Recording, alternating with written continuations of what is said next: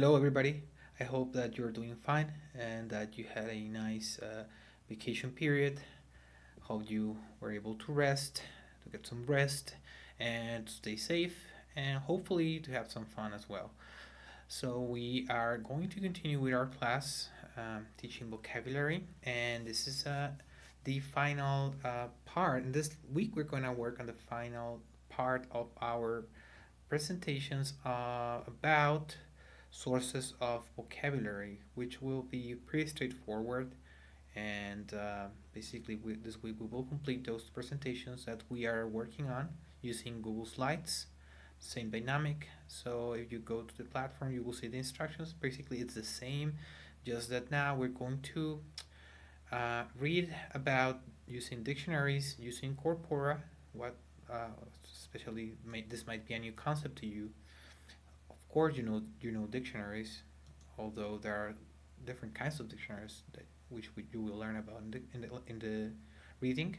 The material, the reference text is here. This time I was able to attach it here in the platform since I found an application, a web application that allows you to compress the file of a PDF file. So that was fine. It worked. It's here already. And that's basically the first activity. For this one, actually, this date is incorrect. We have to complete those presentations. We will have up until Monday, April 27th, before 11:55 p.m., which is exactly a week from now. Uh, right now, I'm doing this video. I'm shooting it at 9:30 p.m. on Monday, so you have a whole week for that. Actually, it's pretty straightforward, same thing. And by the way, those presentations are coming up really well, and I think we will be able to use them uh, nicely. Like I said, after we finish that and the next part, the other activity that we're gonna do this week, which is actually really cool because we're gonna mm, use what we hopefully learned by reading about the different types of vocabulary sources, by thinking about them, and um, we're going to actually choose one real life example. So this week, aside from finishing those presentations, we're gonna communicate more than, well, it's work, but we're going to communicate. I don't think that's a word. We're going to share using a forum, and which is kind of like in a the design of the forum. It's kind of like a blog-like forum. It's basically a forum here on the platform. So if you open it, you will see that basically that the final part of this section of source of vocabulary is that finding and analyzing and sharing a real life example of a source. So by that, what we have to be clear about is that you read about lists, you read about and you wrote about lists in your presentations about course books, about vocabulary books, short text readers, dictionaries, and corpora this week. So what I would like you to do is I want you to research a little bit, and more than anything, Google, and try to find one real life example, or even at home if you have a lot of, I mean, if you have a lot of resources at home, uh, like maybe you can find I don't have it here, but let's say that you find a really good, like I have a book here, but let's say that you have a really nice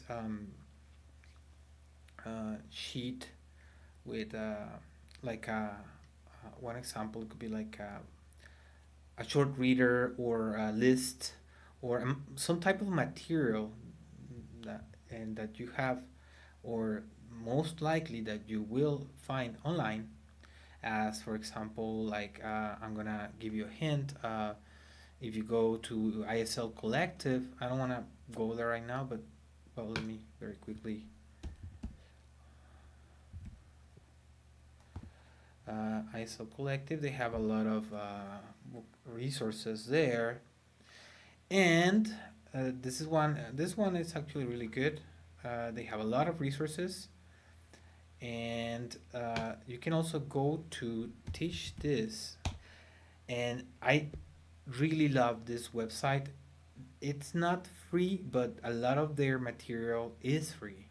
So, for example, if you go to um, functional language, let's say that parts of speech, let's say that you right here adjectives, and actually, like for example, here you can find a lot of resources, free resources like this: anagrams, adjectives, and examples. Let's see the free ones. So, hmm, let's check that one. So this one is free. You click there, and uh, this this uh, this website Teach This. I use it a lot for my classes. I haven't been your English teacher, but if I had, you would realize that. Well, actually, yes, Kimberly did have me as a teacher last semester, so she might remember that I use this a lot. And in that website, you can find, well, they give you the lesson, well, the activity plan, everything, the activity type, language focus, aim, preparation, level, and time. And then since this is a vocabulary activity, now these are activities. So it doesn't mean that you cannot use them. You cannot for the purposes of sharing it or thinking about like for this sharing in this forum. But you might want to find something that's more like a little bit more similar to what you have here: lists, course books, vocabulary books, short text readers. So another resource that I would point you to find something that's more specific for vocabulary is esllibrary.com. Well, esllibrary.com, it's also a paid website, so I'm actually going to get there as a student. Well, not as a student, as a free user. So you don't have to, I mean, you can access, they have some free samples. So you go to lessons, and like some of them are free, like very, very few. Most of them are paid, but you can find some like, and so if you go for word bank here, these are vocabulary specific lessons. So here, for example, you can actually view a sample, and this one is about transportation. So if you might see that, well, it's a sample, but you get the idea, right? So these are resources that are aimed towards teaching or learning vocabulary, and they contain activities, and you might wanna like look for more websites or more. Of course, I'm just giving you some ideas, but best thing to do if you want to find examples of, I'm sorry, of lists, vocabulary books, short texts, readers, would be Google itself. I'm just giving you some extra stuff that I think you will appreciate when you're teaching, especially ESL library, especially this one, Teach This, I'm sorry, since they do have a lot of free activities. But if you are ever in a position where you can pay for a service, like you think it's worth it, like if you're making money as a teacher, that this resource ESL library, it's really worth it. and they do have digital, also digital activities, but uh, a lot of vocabulary lessons, and you can make your flashcards as well. So like that's something I really like about that. Like if you go to flashcards, and this is another like a lot of vocabulary ways to work with vocabulary. So for example, I selected some flashcards about TV genres and music genres, so I can like here I have them. I can like print settings. So how much do I want? Do I want only the image, image and text back to back or together, fonts, colors, and then I can print the layout, and then I can print my flashcards. And when I do, so I can take them to class. So this is another type of resource. So like I said, you have a lot of resources online, but if you wanna find a specific, like let's say that you want to look for vocabulary, short readers, right? Short readers.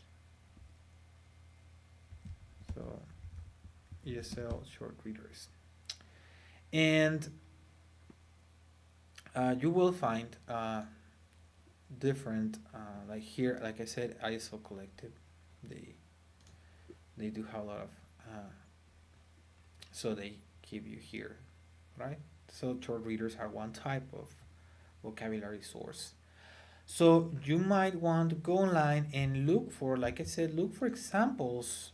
I mean, the reading that you're doing, the the reference that you're reading, it contains some samples, as pictures, but there's nothing like going online and looking for examples yourself and trying to put those into context. Like, okay, so what is this? This is a list of vocabulary. This is is this dictionary? Is this um, like we have here like a short text, a reader, etc. So you're gonna find those, analyze them, choose one example, analyze it. Basically, just think about it. Think to basing it on the reading. Like if you like it, and just share it here on this blog, and this I'm sorry, this forum here.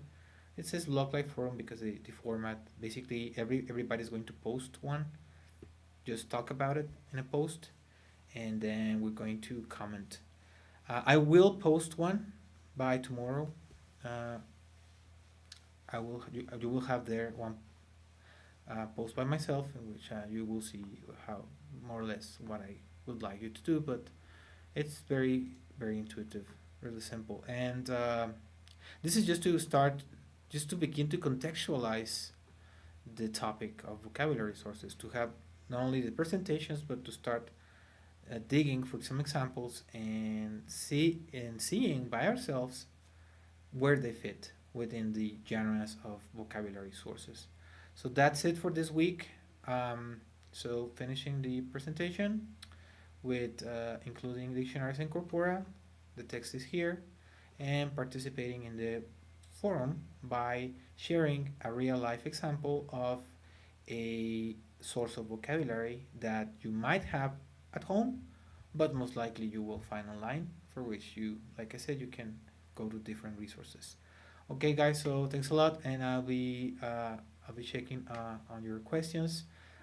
Please try to, if you have questions, try to ask them through Telegram before 4 p.m. I'm gonna try to be always available from, let's say, like 8 a.m., 9 a.m. to 4 p.m., and try not to exceed that, like 5 p.m., 6 p.m.